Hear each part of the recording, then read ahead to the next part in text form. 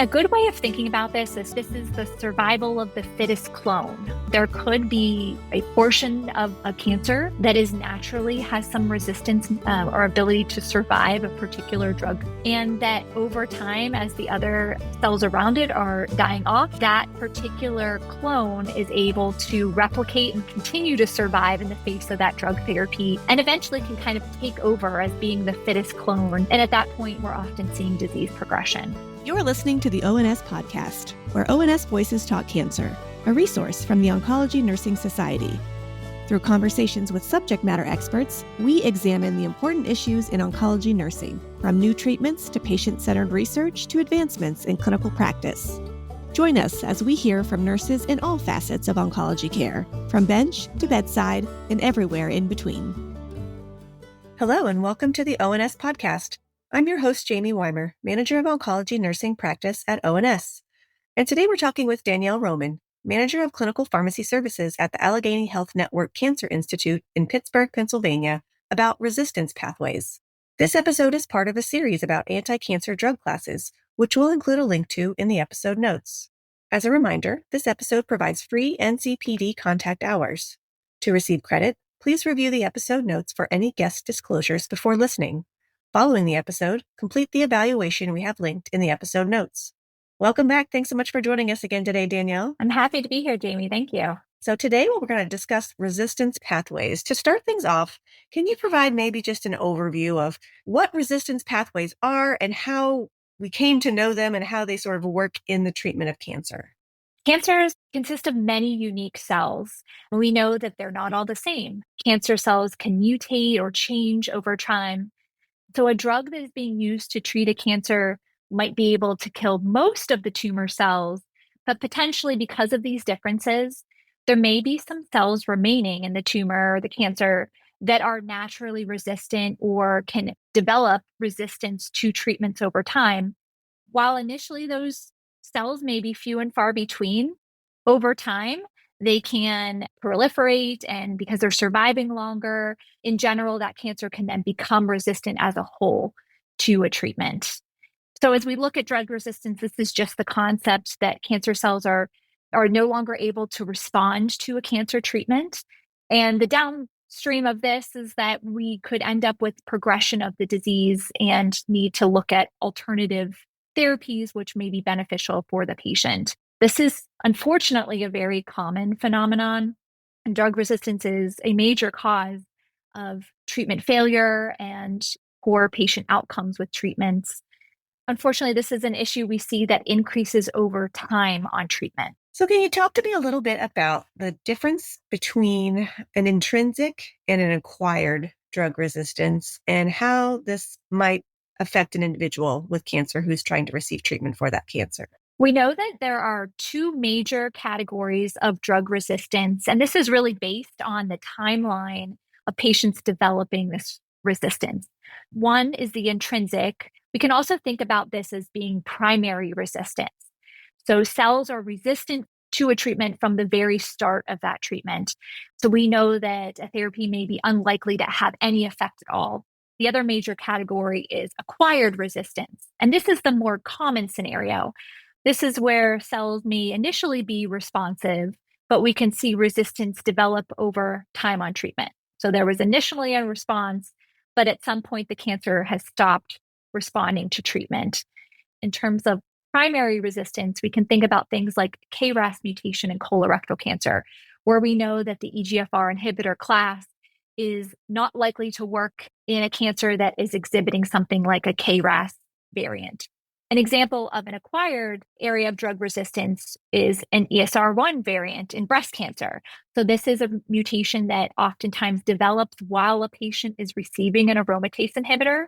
So it's not likely to be present at the time the cancer forms, but as patients are on therapies such as the aromatase inhibitor class, that is a drug resistance mechanism that can develop over time. Can you maybe connect that back to a patient's own genetics or the genetics of their cancer, their tumor? How does that influence the way that these resistance pathways work?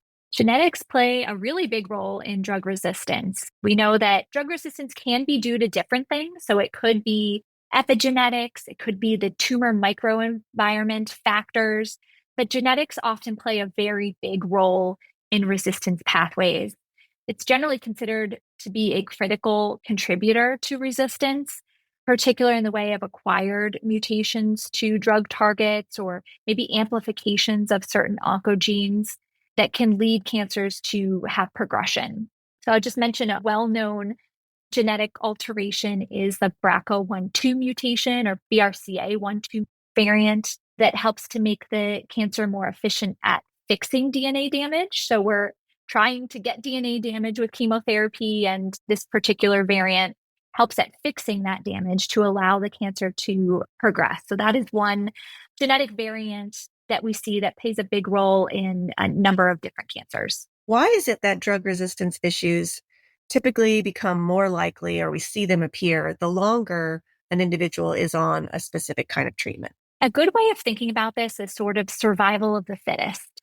So we can think about it in the case of cancer cells, is that this is the survival of the fittest clone. So there could be a portion of a cancer that is naturally has some resistance or ability to survive a particular drug therapy, and that over time, as the other cells around it are dying off, that particular clone is able to replicate and continue to survive in the face of that drug therapy, and eventually can kind of take over as being the fittest clone. And at that point, we're often seeing disease progression. I really appreciate that analogy. And, I'm struck by just how important having this conversation with our patients is, and helping them to understand that if and when we see resistance from the treatment that they're on, likely in the recurrence phase of their treatment, this is important for them to just have the awareness of that. I think we often hear terminology of like, oh, they failed that treatment. Well, that's not exactly what happened. And I think those words are powerful and can really create some negative connotation, when the reality is that the cancer outlasted the treatment, and it's not a personal thing that a patient has control over. I'm struck by just when and how is the best time to invite patients into this conversation, this awareness of acknowledging that we have great drugs, but ultimately most, if not all of them, do eventually meet this sort of resistance reality that we have to work with. I agree. I think in practice, it's a balance of, we don't want to be discouraging, but we want to provide realistic expectations for patients in an encouraging light. And so I totally hear your point of using the terminology failed treatment. And that is something as clinicians, I think we often use as we're speaking to each other, or as we talk about drug therapies and the kind of natural progression that we see. But I think as we're talking to patients, we do have to be very aware of that language and kind of setting the right expectations while being encouraging. So can you discuss maybe some of the common resistance pathways, or provide a couple of real world examples of how clinicians can maybe adjust the treatment plan when a resistance develops? We'll start by saying there are many, many different resistance pathways that are known about in oncology care. I'll just talk about a couple of them. So one of those common drug resistance pathways is drug inactivation. So drug inactivation is regulated by enzymes that metabolize drugs. So dysregulation of these enzymes, we may see the failure or inability to convert a drug to its active metabolite. So not all drugs do we give are able to be activated or are active in their form that we administer them. They have to go through a process of becoming active. So some examples of that would be irinotecan and its conversion to SN38, which is its active metabolite, cytarabine and its conversion to cytarabine triphosphate, tamoxifen being converted to endoxifen, which is its active form. So without the ability to be converted into that active form, the drug itself is not going to be active. So one way that we can see resistance in tumor cells is the inability to convert to that active form. Another way kind of within this drug inactivation pathway is overexpression of certain enzymes that break down drugs. So we might have something in its active form, but if we have a lot of enzymes more than normal that are there breaking it down, not allowing it to have its activity against the tumor, then that's also going to just lead to less effect of the drug. So an example of this would be having elevated levels of UGT1A1, which may lead to the inactivation of SN38 that we said is the active metabolite of irinotecan. So really just not allowing irinotecan to have the effect against the tumor with just ability to kind of quickly break it down in the body. So that's one common resistance pathway within that drug inactivation. Another common one that I think is important to touch on is having reduced intracellular drug uptake, so inability of a cell to kind of pull in the chemotherapy to have its toxic effects within the cell, or the kind of the opposite of that, where cells may take in the chemotherapy, but they have this efflux pump, which is kind of pushing the chemo right back out. So we don't get the effect that we're looking for here. Some examples where this may happen is some of the common chemotherapy drugs that you're likely familiar with. So doxorubicin, cisplatin, vinblastine, they are all vulnerable to this particular type of resistance mechanism. We could see overexpression of those drug efflux pumps. So we're having more of those efflux pumps on the surface of cell to pump out chemotherapy. So again, the vincas or the anthracyclines can do that. The taxanes are also another class where we can see this overexpression kind of pumping out of chemotherapy before it has its chance to have any effect. And then the last one I'll touch on is the drug target alteration. So this is where we have a drug, kind of the target or where the cancer is going and binding to, can actually have some changes in its structure that are not allowing for a compound to bind there any longer and have its effect. So an example of this would be the decreased efficacy to first generation or second generation EGFR tyrosine kinase inhibitors, so drugs like erlotinib, in patients that have a particular type of variant, the T790M. So this is really just changing the pocket where the drug is binding. So it's no longer able to bind there and have its effects to stop the cancer growth. Those are some great examples using drugs that I think many of us are very familiar with, and just showcasing how it is very complex. It is not a straightforward resistance that every drug develops in the same way or for the same reason. Ultimately, it manifests in the same outcome, which is that drug no longer is working the way we want it to. Those examples really just highlight how underneath the surface of that, it really can be various different factors and things that can influence that. But I think it's very helpful for nurses to understand that depth. Even if that's not exactly how we describe it to our patients, I think it gives us a better, well-rounded understanding of how and why many different drugs can start to lose their efficacy for patients. The other thing to add to that is that these pathways are not mutually exclusive. So oftentimes we have multiple resistance pathways involved. So I think it's important to understand some of those individually, but kind of thinking about this as it may not be one of these. It may be multiple resistance pathways that we might be facing. Now, many of the drugs that you've mentioned are those classic chemotherapy drugs. How does drug resistance change across different types of therapies? Or are there any therapies that drug resistance is more common or even expected, more so than others? We can see resistance mechanisms that vary based on the type of treatment that we're using. Some examples here, we're talking about just cytotoxic, or traditional cytotoxic chemotherapy. We may be more likely to see some resistance mechanisms that are working at DNA, so repairing broken DNA, or working on those efflux pumps that are being used to push chemotherapy out of cells. So those are a couple of the common ones we see there. If we're talking about more of the targeted therapy, so for example, our tyrosine kinase inhibitors or our monoclonal antibodies, here we may be more likely to see resistance mechanisms that are what we discussed with that drug target alteration. So changing the way that the target agents are able to bind to the tumor cells to activate or inactivate pathways. So we may see some particular changes there.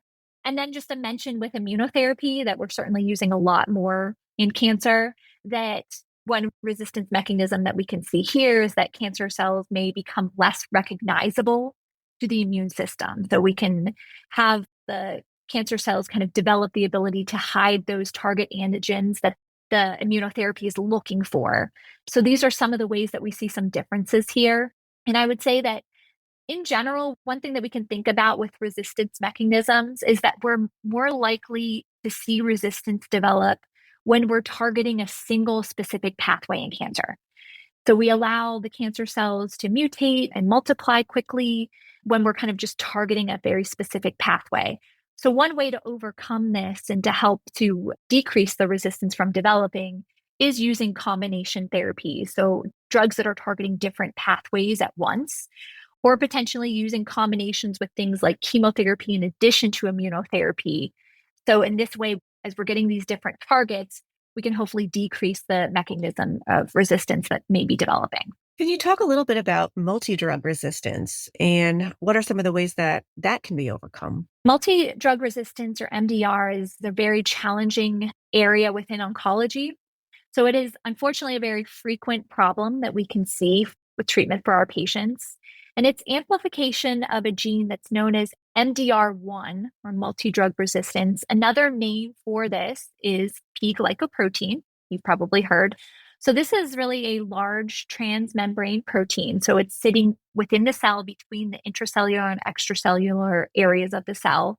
And it has the ability to stop drugs from entering the cells, or as we said with the example of the efflux, where it's kind of ejecting drugs from the cell once they have entered. So this particular phenomenon with multi-drug resistance makes cells resistant to many different types of agents. There's been some strategies that have been looked at to try to improve efficacy of agents in the setting of multi-drug resistance. So some of those ways are blocking those drug efflux pumps. So a lot of research looking into that and ability to kind of retain the chemotherapy within those cells so that it has a chance to have its actions. Another way is using nanotechnology. So this is delivering drugs inside tiny nanoparticles that really help them to kind of sneak past those cell pumps. And an example of this would be liposomal irinotecan. So just kind of packaging it in a different way to hopefully evade that resistance problem. Fascinating. It's why oncology is the best specialty, in my opinion, because it's just so exciting to see how quickly it's evolving, how unique these problems are, and yet how we're still trying to find ways to overcome them. It's just a fun, great specialty to be a part of. And hearing those types of ideas and ways to just to keep evolving the therapies is what makes it so challenging, but also, like you said, there's always hope because there is new ideas and new research happening all the time to even overcome resistance to the drugs that we have at hand. So that's really exciting to hear. Can you talk about whether it's biomarker testing, using combination therapies or other methods that can be used to either identify or to overcome the resistance pathways? Can you expand on that anymore? I will say that biomarker testing, as many of you are aware, is an incredibly important part of our practice. And depending on the type of cancer, there may be different recommendations for timing of testing. In many situations now, we are getting upfront comprehensive biomarker testing to identify whether the patient may have any of those kind of intrinsic or primary resistance mechanisms that might make it so a patient's never going to respond to a particular type of treatment. And in that case, we can spare the patient from the potential toxicities of that treatment if we don't think that there's going to be benefit there. So I think that that has become a really important way that we can tailor patients for understanding what treatments are going to be more effective. And then kind of after that, there's usually additional biomarker testing that may be warranted at the time of progression in certain types of cancer. And that really helps us to understand that acquired resistance that might be developing. And so we can then kind of change therapies to hopefully overcome those resistance patterns. So that testing has become incredibly important for us to really make the best treatment decisions for our patients and that understanding what's going on with resistance in their individual tumor biology. And as we mentioned, the combination therapy approach really has become a very commonplace way of trying to overcome these resistance mechanisms. And knowing it's much easier for a tumor to evade a cancer if we're just targeting a single pathway, it can really cancer smart and it can figure out ways of bypassing that in a single pathway by sometimes upregulating other similar pathways to ultimately have its end effect of causing more tumor cell growth. But by using that combination therapy, we're able to kind of outsmart the tumor for longer by using those different pathways and making it more challenging for resistance to develop. So those are, I think, some of the really exciting ways that we've seen us be able to prolong the benefit and develop more effective drug therapies. I love that. And I think taking it back to kind of how we translate and use this information to help inform our patients and their caregivers about kind of what their treatment plan is and why. I think both the biomarker testing that you mentioned, as well as the combination therapies, really just highlight great points that we can make for our patients and help them understand, like, we're not just giving you 5 different drugs to make it as toxic as possible. Like, there's rationale and certainly trying to limit overlapping toxicities. But because we're trying to target these different mechanisms and pathways to, as you said, get as much life out of that therapy, hopefully, as long as possible. And then also the biomarker testing. I think that you brought a great point up for that is, I think we as oncology nurses are becoming much more aware and expecting to see some upfront biomarker testing performed as part of initial diagnosis and treatment planning. But there are increasingly more reasons to see that biomarker testing, some of it repeated at some juncture in that care, whether it's a recurrence or we're seeing that the treatment is becoming less effective. That's understanding when and what biomarker testing would be done at a secondary point in care. I think that's important for our oncology nurses to be aware of as well. So I appreciate you bringing that up. So Danielle, what would you see as the oncology nurse's role in understanding and potentially identifying drug resistance and kind of how we are part of putting that puzzle together in a patient's treatment plan? I think that nurses can be incredibly important here and in the area of drug resistance. I think one example of that is when we know that there's documentation that a patient has had biomarker testing completed, that we know that those are not instantaneous results that we're getting. So I think that really there's a team approach and very heavily relying on our nursing colleagues to make sure that we are getting those results back and that we are analyzing that for making sure that we're getting the best possible therapy for our patients. I also think that knowing that drug resistance is something that is developing over time on treatment, our oncology nurses often have a lot of face time with our patients. They are having discussions about how patients are feeling. Sometimes patients are sharing a lot of information with their oncology nurse that may not be translated or getting back to the providers in those appointments between the patients and the provider. So I think the nurses are really helpful in kind of filling in the gaps or being a part of the team and bringing back patient concerns that might be shared with them. These might be early signs of progression. So kind of better understanding how our patients are feeling and what's going on with them may help us to identify a patient that we need to do some additional testing to understand whether there is drug resistance ongoing and potential progression of disease. One thing that I have recognized very acutely in our conversation here today is just how important the relationship is between all of the healthcare providers. So certainly nurses, certainly physicians, certainly pharmacists. And so it is, like you said, it's a team approach. But not all clinics have a clinical pharmacist embedded in their workflow. So where can nurses turn for support when they don't necessarily have maybe a clinical pharmacist at the ready where they can consult and discuss these things with or collaborate with in real time? What would be some places that they can turn for support in the absence of that? Yes, I will start by saying I wish all of the nurses out there had the support of a clinical pharmacist. I think that interaction is so important and it's very valuable in patient care. But that is not the situation everywhere at this point. So I think there are a couple of resources I've found to be really helpful. One of those is cancerquest.org. And I will just start by saying I've had a really difficult time in my career finding information on drug resistance that isn't super technical and difficult to read. So I found that this cancerquest.org, and if you go on that website and search for cancer drug resistance, it provides some very great high level information about this topic. And it has some helpful videos on it. So I've found that as one good resource. And I will say another one that I frequently use in my practice is something called OncoKB. So you can go to oncokb.org. This is a precision oncology database that's recognized by the FDA. And it really just gives understanding to the biological effects of certain biomarkers or genetic variants that we can see and helping to understand a little bit more about that variant and then whether there's anything clinically that we can do. So any kind of clinical actionability around that. It's fairly easy to use. You can search for different biomarkers there, and then it will pull up information and tell you whether there's any kind of drug therapies that are unlikely to be effective or ones that might be more effective based on that particular biomarker.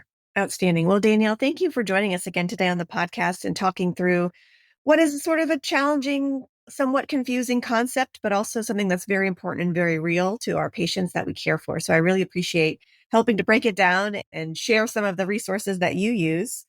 It's been really great to talk through that and to be able to have this conversation available to our many listeners. As we reach the end of our episode, we'd like to always, as you know, run through a series of just some quick summary questions to help highlight some of the great points we've talked about. So to start that off, how do you think healthcare professionals, how should we evaluate our hidden or implicit bias that we might hold just about resistance pathways in general? One way to go about this is, instead of maybe our bias of grouping patients by their background, that we can really actively focus on a specific patient and their individual circumstances, their personal cancer history, and being able to better understand ways of looking for resistance. I think a part of this is having standardized processes available, particularly in the area of biomarker testing. So really just having established workflows within an institution, having things like reflex testing that is done based on a certain diagnosis, so that we ensure the right testing is done for the right patient at all times. What do you think are some common misconceptions that we might have about resistance pathways? I think commonly we find this topic to be really challenging to understand, and might have a tendency to think that, our physician team members are maybe the only ones that should be identifying these issues or really kind of trying to understand these pathways of resistance and how to overcome them. It's a misconception, because I do think that there is so much that can be done on the part of the pharmacists and the nurses to help bring forward the concerns that we're seeing, early signs of resistance in terms of early signs of progression, where maybe our physician colleagues, they really rely on that information coming from the pharmacy and nursing teams. What's something about this topic that's not often discussed, but you wish people knew more about? Just having a basic understanding of the biology of drug resistance. Again, I do recognize this as being a challenging topic, but I think just having, even listening to podcasts like this, just trying to get a basic overview of drug resistance is really important so that we can help support our patients when they have questions. What additional training or education would you recommend for oncology nurses so that they can stay current on this topic? ONS has some great resources in that area, so I would direct you there. NCCN guidelines are heavily used in practice. They can be challenging to navigate. I definitely understand that.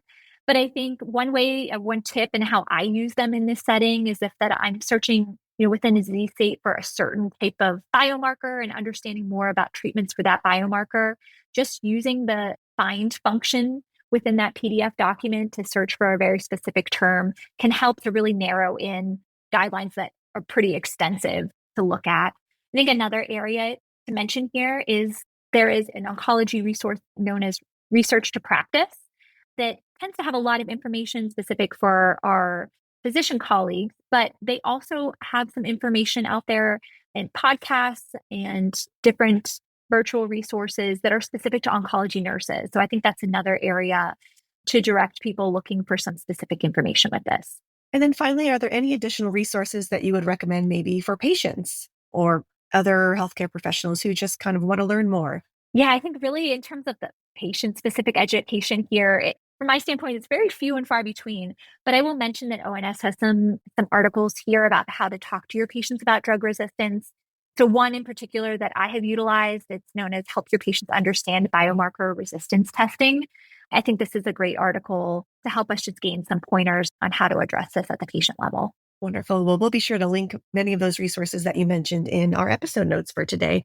Danielle, thank you again for joining us and sharing all of your wonderful information. I certainly have learned a lot, and I always appreciate you coming on and helping explain some of these complex topics. So thank you again. Do you have any final comments to share with our listeners today? I'll just end by saying I think there's a team approach needed here. It is not just our physician colleagues responsible or the pharmacy colleagues responsible for this. I think as we work at a team, we're better at understanding early signs of progression and possible disease resistance. And sometimes the earlier we act with this, the better the patient outcomes. So I always appreciate the teamwork here. And thanks again for having me. Thank you. Thank you for listening to the ONS podcast. Tell us about your favorite part in this episode by leaving a review wherever you download your podcast. For more resources and information about oncology nursing, visit us at ons.org and ons.org/voice. The ideas and opinions shared in this episode represent those of the guest and not necessarily ONS.